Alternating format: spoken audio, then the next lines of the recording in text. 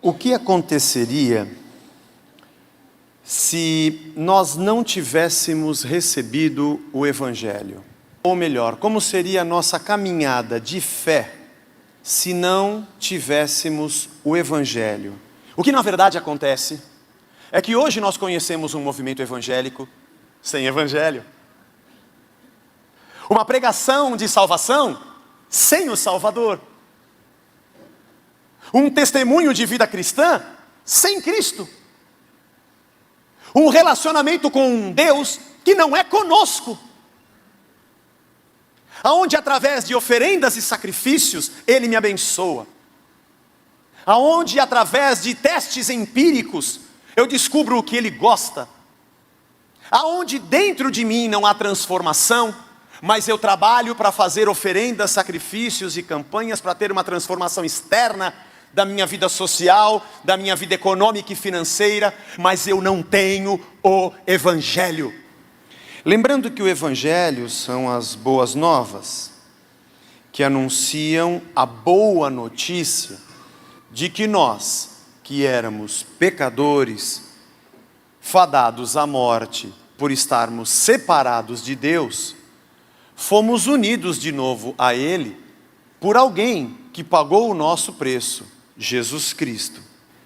Como seria a sua fé se você não soubesse da notícia do que Cristo fez por você?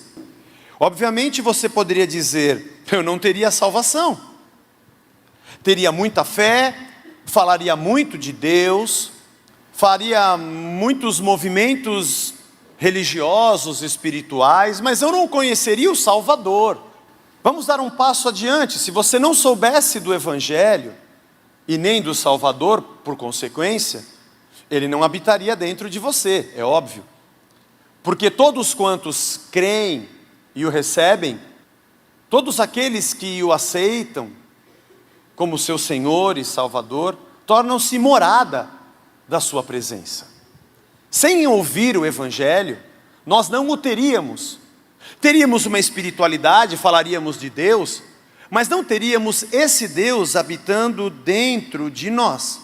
Para dizer a verdade, se nós não lêssemos o Evangelho, que nos fala quem é o Emanuel, o Deus conosco, nós não saberíamos quem é Deus. Nós teríamos uma informação, nós faríamos experimentos empíricos. Faz um teste, faz isso, vê se ele responde. Ele não seria alguém interno. A lei continuaria escrita em tábuas de pedra e a gente procuraria sempre uma revelação sobre o que ela diz, mas ele não estaria dentro de nós, falando de dentro de nós para nós mesmos. Talvez nós estaríamos fadados a viver uma vida de prestação de sacrifícios para tentar agradá-lo. Pô, eu fiz isso aqui, mas não aconteceu nada, acho que ele não curtiu. Escreve aí, nosso experimento do laboratório: Deus não gosta de pombinha morta. Não, mas eu fiz uma pombinha outro dia, ele me abençoou. Ah, que cor era a pomba? Branca. Deixa eu consertar o meu laboratório. O que ele não gosta é de pomba malhada. Como nós conheceríamos a Deus, a não ser pelos nossos testes humanos de fé? E nós, o pior é que nós faríamos a vida inteira sacrifícios para sermos perdoados dos pecados e não seríamos, porque nós não recebemos o Evangelho que diz que Cristo já fez o sacrifício. O pior de nós continuarmos oferecendo é que todos eles seriam em vão, pelo simples fato de não termos o Evangelho. Na verdade, nós não entenderíamos a lógica de Deus, nem o seu pensamento. Porque se o Evangelho nos fala do Cristo, Deus, homem, se o Evangelho nos mostra como alguém como eu, de carne e osso, pode viver e representar e manifestar a imagem de Deus, então sem esse Evangelho, eu não entenderia quem é esse Deus. Eu estaria morto. Por mais que eu falasse do nome de Deus, por mais que eu pensasse numa vida espiritual, por não ter o perdão dos pecados, tudo isso seria em vão, porque eu estaria morto.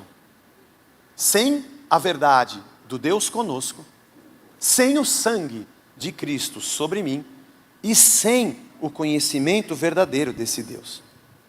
Vamos dar um passo adiante. Se eu não tivesse o Evangelho, a notícia do Cristo que morreu e padeceu por nós, a presença dele em nós, algo ainda mais danoso estaria acontecendo, porque nem eu e nem você teríamos a transformação de Deus, porque a transformação de Deus vem pela palavra, como Jesus disse aos seus discípulos, em João capítulo 15, vós estáis limpos pelas palavras que vos tenho falado. É o Evangelho de Cristo que aponta o nosso pecado, é o Evangelho de Cristo que nos faz voltar atrás, e a presença dele em nós que nos constrange do pecado. É esta verdade do Evangelho e esta presença dele que se move em nós e molda o nosso caráter. Nós não teríamos uma mudança de mente, nós continuaríamos os mesmos. Nós poderíamos falar de Deus, poderíamos ter uma vida religiosa, mas não teríamos Deus, não conheceríamos Deus, não teríamos a transformação de Deus, não seríamos pessoas diferentes, continuaríamos com os mesmos pecados, fadados à morte, mas com o exterior de quem religiosamente anda correto. Mas sem o Evangelho que nos anuncia a verdade e a vida, sem o Evangelho que nos dá a salvação, que é a porta de entrada no reino, e que transforma o nosso ser, que é o modo de viver no reino, eu não teria vida. Jesus Cristo é o centro da nossa vida. Mas vamos dar um passo adiante. Se nós não tivéssemos o Evangelho, o anúncio das boas novas, o Emanuel presente conosco, em nós, se nós não tivéssemos a verdade da palavra, que nos trata, que trabalha o nosso ser, que transforma mente e coração, se nós não o conhecêssemos, se nós não tivéssemos a remissão do nosso pecado, se não fôssemos transformados, se não tivéssemos o Evangelho, mesmo que fôssemos religiosos e falássemos de Deus, eu te pergunto, o que nós pregaríamos? Que mensagem nós anunciaríamos? Que tipo de salvação nós diríamos às pessoas? O que falaríamos sobre esse Deus, o qual nós não conhecemos? E mais, que tipo de testemunho de vida nós teríamos para esse mundo, sem sermos transformados pelo Evangelho? Qual o exemplo? Que imagem de Deus que a gente não tem, nós podemos passar? O que a ausência do Evangelho pode fazer na vida de alguém? O Evangelho de Deus é a alma da nossa existência, é a vida de Deus em nós, porque o seu Filho Jesus Cristo é o Verbo.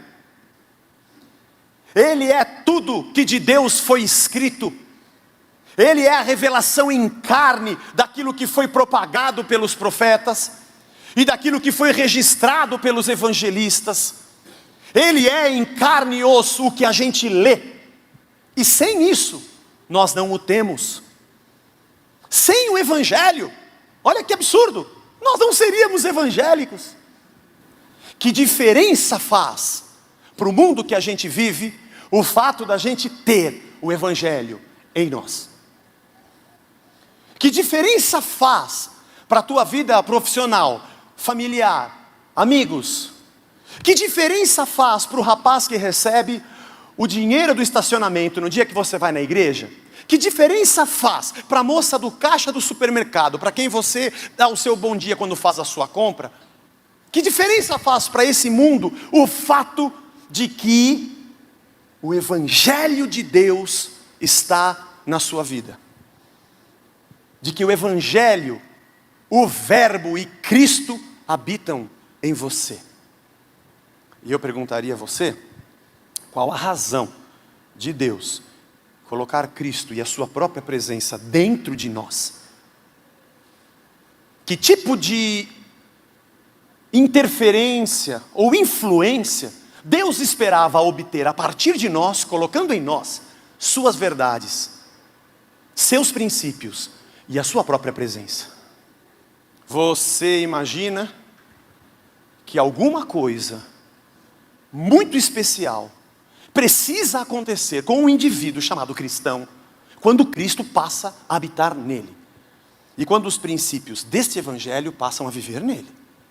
Alguma coisa precisa acontecer ao seu redor. Alguma coisa precisa acontecer com quem cruza o seu caminho na sua história. Porque senão, não há diferença nenhuma entre ter e não ter o Evangelho de Deus. A Galácia era uma região, quando Paulo escreve aos Gálatas. Quando você lê no livro de Atos, capítulo 13, 14, 16, 18, das viagens de Paulo, a primeira, a segunda, nomes como Listra, Derbe, Icônio, Antioquia da Psídia. Essa região era chamada de Galácia. Era também controlada pelos romanos. Até 25 a.C. pelos gauleses. Era uma região muito parecida com a gente aqui em São Paulo. Muitas etnias e raças diferentes. Não se esqueça que o que os romanos fizeram com as estradas e os caminhos, a ligação entre as cidades, tornou mais ou menos o mundo da época pequeno, como o nosso mundo hoje é pequeno com a internet. Gente de muitos lugares morava em muitos lugares diferentes. Eram cidades e comunidades gentílicas, não eram formadas por judeus. Mas, como em Jerusalém houve perseguição contra os cristãos, muitos judeus convertidos ao cristianismo se espalharam, o que a gente chama de dispersão. E muitos deles chegaram nessa região. Quando a gente lê o livro dos Gálatas, a gente percebe algumas coisas interessantes na maneira como Paulo escreve. A maneira como ele lida com essas pessoas. Paulo parece que está meio insatisfeito com essa gente. Lugares por onde ele passou, o evangelho que foi plantado dentro dessas pessoas, o Cristo que foi anunciado. De repente alguma coisa começou a mudar. Quando a gente fala alguma coisa e solta algumas aqui, alguém diz, nossa, você está praguejando ou amaldiçoando alguém que prega outras coisas. Não, não estou, a Bíblia está. O sentido do original, quando a gente vê Paulo dizendo, vocês se perverteram, vocês estão partindo do evangelho que vocês receberam para um outro evangelho. E ele diz, não é outro. O sentido mais literal é esse. Se você está recebendo um outro evangelho, não é evangelho.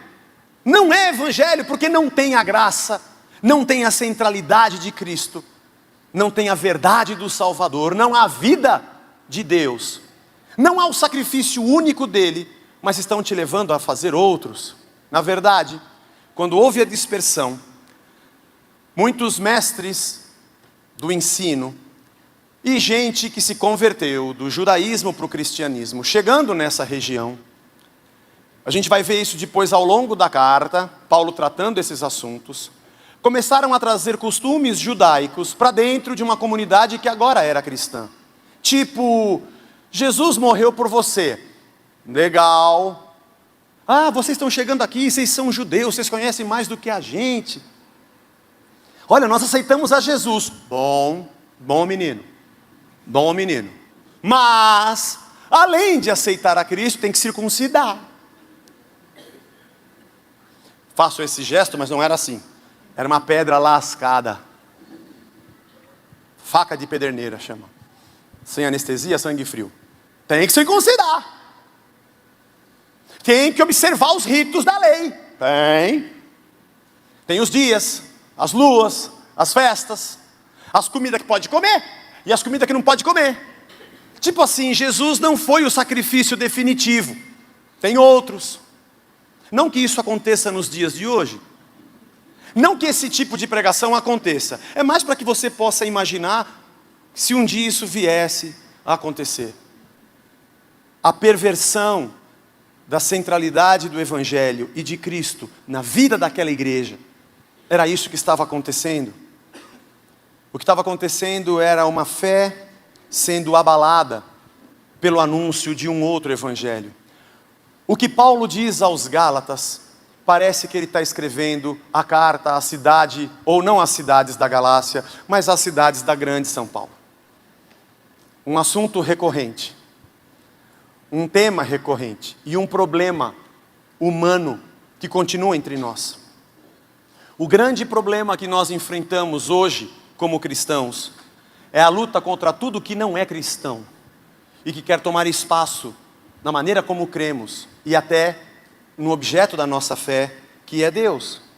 O Evangelho anunciado por Jesus Cristo, o Evangelho que está na palavra, é o anúncio do Salvador, é a maneira como entramos no seu reino, é o anúncio da sua verdade, dos seus princípios, é a maneira como vivemos e nos comportamos dentro deste reino. O Evangelho fala do que Cristo fez por nós e não do que nós precisamos fazer por Ele. O Evangelho diz o que Cristo fez por nós e não o que nós precisamos fazer por Ele. Um dos exemplos que eu gosto do Tim Keller é quando ele diz que você está com uma dívida muito grande, não que você esteja, estou falando isso supostamente, não que isso aconteça no nosso país, cartão de crédito nas últimas, preocupado com algumas prestações, e você está ali pensando, meu Deus, como é que eu vou sair dessa? E só liga a gente para te... Quando toca o telefone, você sabe. Você torce para ser aquelas unidades, aquelas URAs, né? De relacionamento automático, o cara fica, você não pagou a sua última fatura. É bom, ruim quando tem uma pessoa te cobrando. E geralmente ela fala com sotaque ou nordestino ou do sul do país, porque eles ainda te cobram de um outro lugar. Quando é assim é mais fácil, porque não é ninguém que está te cobrando. Pior é quando é alguém que você conhece, da padaria, da farmácia. Só liga a gente para te cobrar. De repente, uma boa alma entra em contato com você e diz, calma, eu tenho uma boa notícia para você. Você diz, obrigado. Ai, deixei até meu telefone no vibra e tirei do gancho aqui o fixo, porque eu não aguento mais. Alguém tem que me trazer uma boa notícia. Será que a notícia é boa? Será que a notícia é ruim? E alguém chega e fala, a notícia é boa. Então fala, por favor. Você vai ter que pagar a sua dívida. Você acha ruim essa notícia? Mas essa é a notícia que atrai milhões de pessoas para prédios cujos quais se chamam igreja. Tem uma boa notícia para você. Eu vou ser abençoado? Vai! Mas tem que ficar de joelho, fazer a campanha de 40 dias, tem que dar oferta especial, tem que cantar de costas, tem que furar onda, tem que acender vela, tem que fazer um sapateado, tem que usar essa roupa, tem que pôr essa camiseta, tem que comprar um negócio ungido, tem que pôr essa meia, veste esse chapéu, pendura esse negócio na sua porta, pague esse carnê, e você diz, aê! Outro evangelho não é evangelho. Eu estou aqui para te dizer que o que Deus vai fazer na tua vida não é porque você vai dar a Ele algo em troca, é porque Jesus Cristo ocupou o teu lugar e pagou o teu preço. O Evangelho não anuncia o que você precisa fazer, isso não é uma boa notícia. A boa notícia é, você era um pecador distante de Deus, vazio, mas eu tenho uma notícia para você. Jesus Cristo morreu no seu lugar e te trouxe de volta para Deus e pagou o teu preço, e agora Ele vai habitar dentro de você, e você não será mais escravo de ninguém e de nada, mas livre para ser um servo dEle. Esse é o anúncio do Evangelho. Era contra isso que Paulo estava lutando. Dá para perceber porque talvez ele foi tão rápido, tão incisivo nessa carta. Porque ele falou, aí galera, tudo bem? Beleza, vamos direto ao assunto. Estou perplexo. O que está acontecendo com vocês? É Paulo dizendo para a cidade de São Paulo. E eu recebi a carta e estou aqui lendo para vocês. O Evangelho é a luz que dissipa as nossas trevas, que ilumina, que faz a gente enxergar esse mundo perdido da maneira correta, que nos desliga dele. Nos desliga porque nosso sentimento, ambição, desejo não está mais nele. Nos faz olharmos para o reino eterno. E enquanto estamos nessa terra, vivemos no reino de Deus. Nos faz separados e nunca mais satisfeitos por nada que há nesse mundo. É um absurdo eu fazer uma oração para que Deus me dê riquezas nessa terra, se o meu reino já não é mais dessa terra.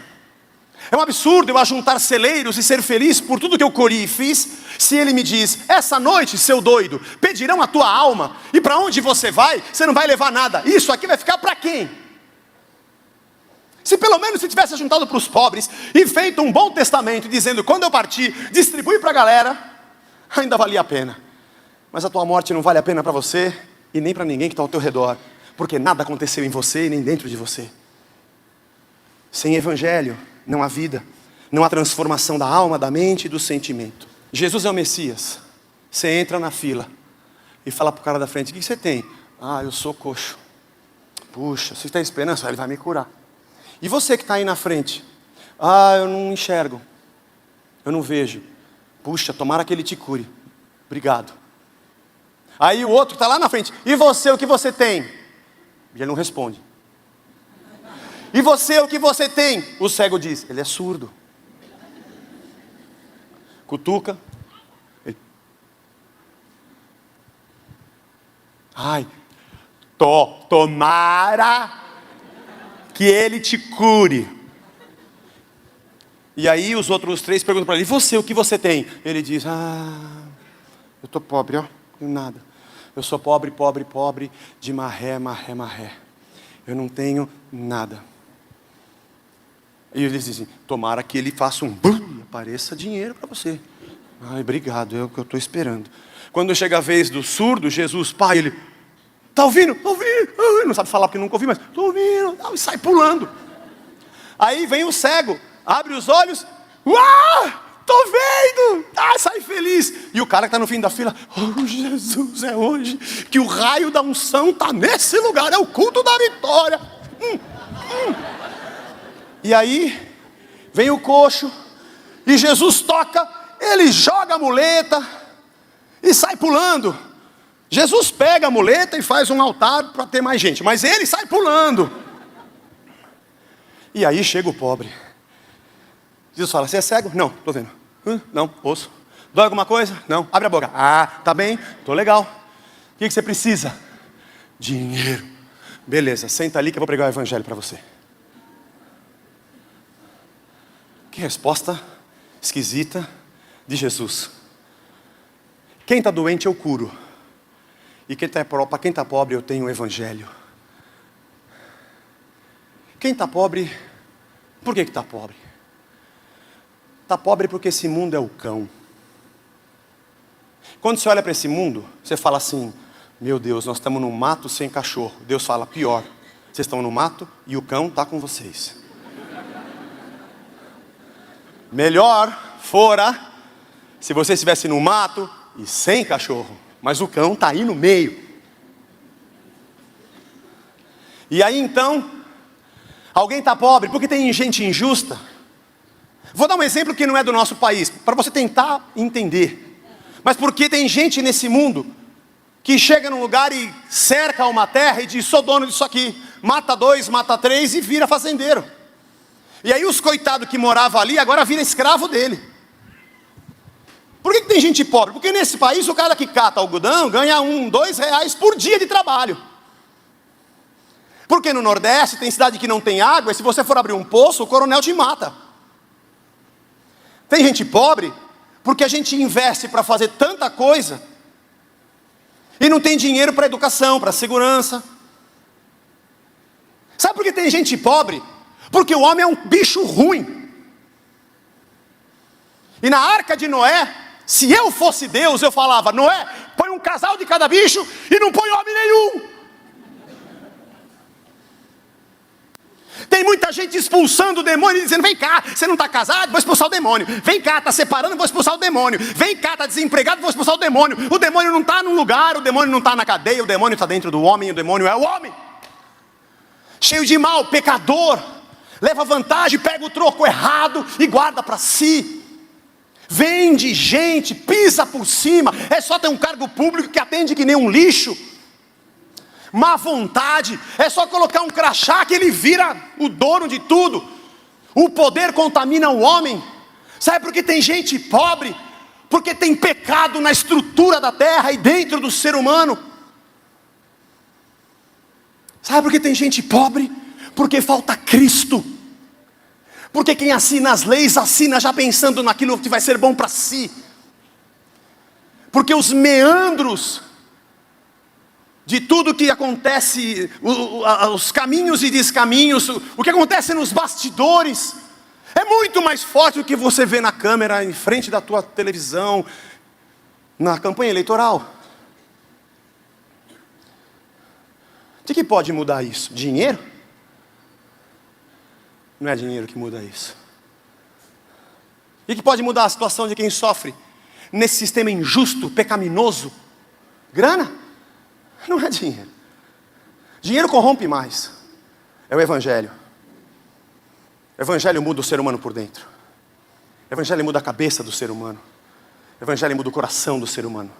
Cristo dentro de alguém muda esse alguém. E quando Cristo muda esse alguém muda a situação que está ao redor dele. E se ele chega num lugar que há carente, gente pobre, ele vê aquela injustiça e o evangelho que borbulha dentro dele, e o Cristo que mexe com a sua cabeça e com o seu coração, o leva a fazer alguma coisa. Porque a sua missão, que o impulsiona a pregar, também o impulsiona a agir. Porque esse mundo jaz no maligno.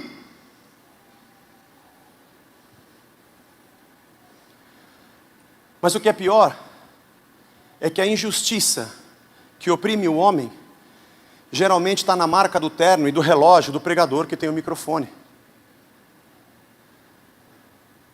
No preço do carro dele que está na garagem da igreja. Do helicóptero que ele usa para se locomover.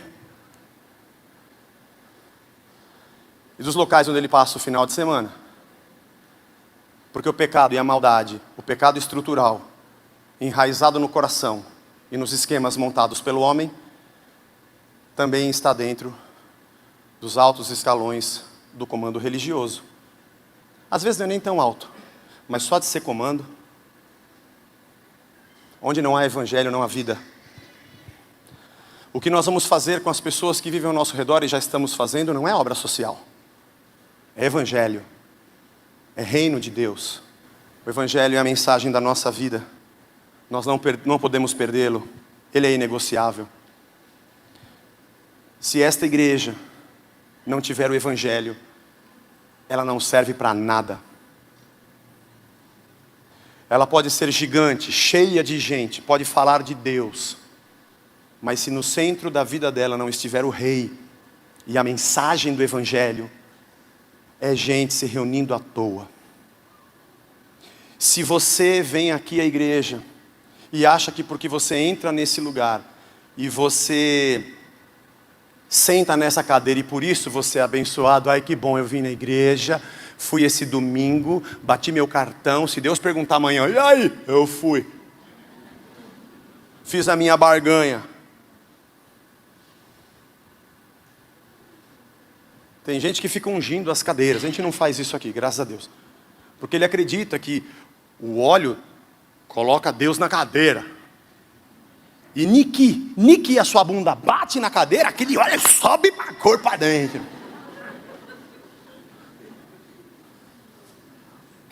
Não tem nada por dentro. Não tem palavra, sentimento. Tem uma pilha de carnê, um monte de badulaque. Abre o armário, meu rapaz, tem martelo ungido, sabonete, é meia, menorá, hanukkah. O cara tem um arsenal. Quando faz mudança, a galera fala, ó, se é evangélico, aumenta o preço. Porque só de quinquilharia abençoada, tem tanta simbologia de Deus, mas não tem Deus dentro de si. É por isso que Paulo estava tão louco da vida. Para dizer o que aconteceu com vocês, que trocaram o evangelho por um outro evangelho. Só lembrando vocês, não existe outro. O outro é o não evangelho. Igreja amada e querida, irmão que frequenta, você que veio hoje pela primeira vez, Jesus tem que estar na tua vida, no teu coração, na tua mente. E esse evangelho tem que estar dentro de você. Você tem que meditar e refletir sobre ele todos os dias. Você tem que ter tempo para parar, orar e conversar com Deus todos os dias. Eu sei que você faz isso no banho, eu sei que você faz isso dirigindo e quando você está fazendo sua necessidade. Mas não é nessa hora, é quando você para tudo. É quando o teu tempo é dele. Não deixe de fazer nesses momentos, também é bom. Tempo para você meditar, tempo para você ler, tempo para você aprender. Maridos, esposas, aqui não vai ter unção para mudar o teu casamento. Ou o evangelho muda quem você é, e você deixa de ser violento, deixa de ser chato, deixa de apurrinhar o teu marido, a tua mulher, deixa de ser irresponsável e é uma nova criatura, porque se o evangelho te mudar, o teu casamento vai ser uma bênção. Mas se você continuar sendo o mesmo, e por dentro não tiver mudança, não tem óleo borrifado, cuspido, empurrado que vai mudar você. Não tem oferta e nem carnê para mudar a vida do seu filho, se você não for um pai como as escrituras desejam. Se a tua vida não estiver mergulhada no evangelho, a tua família não estiver centrada no evangelho, e Cristo não for Senhor do teu coração. Mesmo se você estiver em luta, passando por um perrengue danado, você está com a tua vida firmada sobre a rocha que é Jesus Cristo, e Ele está com você na dificuldade ou na abundância. Quando tiver dificuldade, Ele multiplica, e na abundância você reparte, porque você tem um evangelho. Nós só somos igreja se Ele for o cabeça. o sistema central que governa, pensa e manda todos os impulsos para o corpo. Se você quer uma oração para determinar o que Deus vai fazer, Deus te abençoe e veio no lugar errado. Aqui ninguém determina nada para Deus.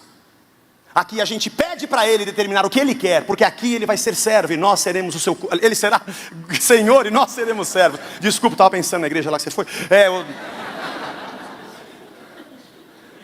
Onde Deus vira servo e o cara vira Senhor. Aqui nosso joelho tem que estar dobrado.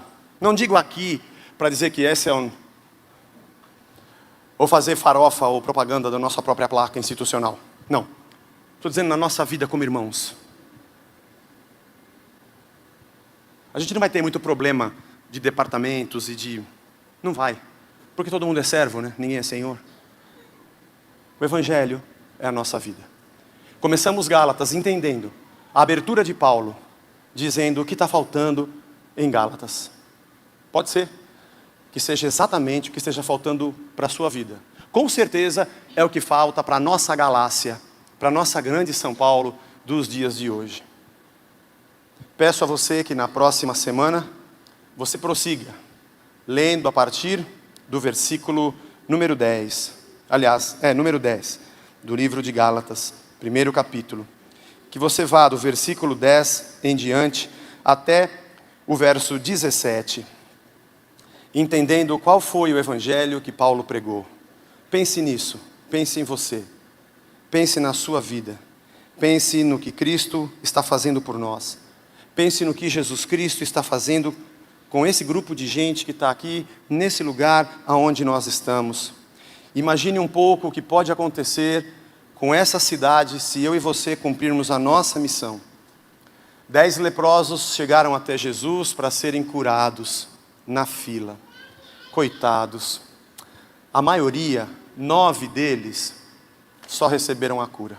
Uma pena, né? 9 deles foram só curados, tiveram o mínimo. Um deles voltou para dizer: Senhor, obrigado, Tu és Senhor, o Senhor é o Filho de Deus. Um deles entendeu o Evangelho. Um deles compreendeu que era muito mais do que aquilo. Os outros 9 foram muito espertos. Não tem Deus que me governa, eu faço o que eu quero da minha vida, e eu vou lá, Ele é misericordioso, me abençoa, e eu vivo bem sem ser obrigado a ser servo dEle. Né? Esse é o não evangelho que impera. 9 entre 10, se a estatística de Jesus permanecer até hoje, querem só a cura da lepra. Quem sabe possamos ser participante do grupo dos 10%. Tomara seja mais, para dizer: Senhor, muito obrigado pelo que o Senhor fez por mim. Mas o dia que eu encontrei o Senhor, eu descobri que o Senhor é muito melhor do que as coisas que o Senhor faz. Muito obrigado. Espero que o Senhor continue fazendo, eu sei que o Senhor é bom, mas eu quero render a minha vida aos teus pés. Vamos ficar de pé? Vamos encerrar.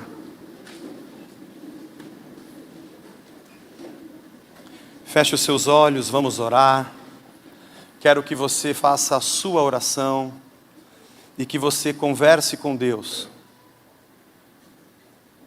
Que você faça uma oração de conversão, sua, individual. Conversa com Ele. Se você tem buscado um outro evangelho não é evangelho. Não é uma boa notícia. É uma péssima notícia.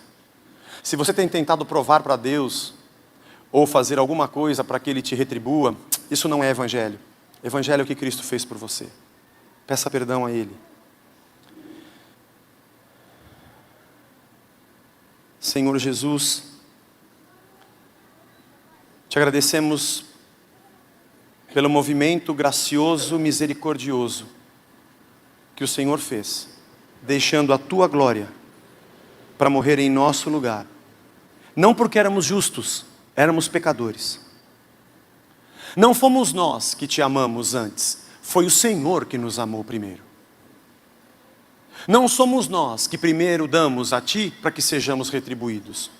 Porque como Paulo diz, dele, por Ele, para Ele são todas as coisas, tudo é Teu. Tu és o centro. Obrigado pelo Teu Evangelho, Tua verdade, que aponta o nosso pecado, que molda o nosso ser, que transforma o nosso caráter. Pelo teu Espírito que habita em nós, e dia a dia, de glória em glória, nos transforma na imagem do Filho. Que nossa maneira de pensar e agir seja de verdade pautada em Ti, Jesus.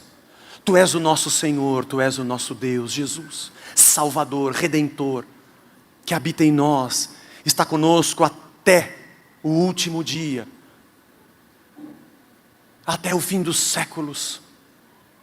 Senhor Jesus Cristo, Criador dos céus e terra, sustentador, autor e consumador da nossa fé, primogênito da criação, primogênito dentre os mortos, Alfa e Ômega, princípio e fim, sejas o centro da nossa vida. Que jamais troquemos o Teu Evangelho por um não Evangelho. E que jamais a nossa esperança esteja firmada em coisa alguma, a não ser em Ti, Jesus. A não ser em Ti, Jesus. Nesta manhã, esta é a nossa oração de entrega, mais uma vez. Obrigado pela carta de Paulo aos Gálatas, que tem tudo a ver com a gente hoje. Nos ensina ao longo destes domingos. Fala ao nosso coração ao longo destas semanas. Move-te, Senhor, em nós e entre nós. Cura-nos, trata-nos. Molda a nossa mente e coração, a Tua imagem, a mente de Cristo e o mesmo sentimento que houve em Cristo Jesus. Nos rendemos a Ti e nos entregamos a Ti. Tudo o que fizermos, atitudes, palavras, no trabalho, em casa, na nossa comunidade, aqui como igreja, cada passo seja inspirado, governado, impulsionado por Ti, Jesus. E o nosso jeito de pensar e enxergar o mundo, as lentes que nos fazem ler este mundo, sejam as do Teu Evangelho. Sejamos nós a Tua igreja, parte do Teu corpo, filhos, servos, salvos, redimidos, transformados aos Teus pés em adoração, todos os dias da nossa vida. Leva-nos, Pai, na Tua paz para casa. Abençoe esse domingo, nosso almoço em família, nosso descanso. Amanhã começa uma nova semana. Estamos numa batalha no nosso país, estamos guerreando para sobreviver. Mas obrigado pelo Teu Evangelho. É o poder de Deus para a nossa salvação. A Tua presença e a Tua graça estão entre nós. Traz a gente de volta, terça, quarta, domingo, debaixo da Tua glória, da Tua graça, da Tua proteção. Somos Teus para sempre, em nome de Jesus.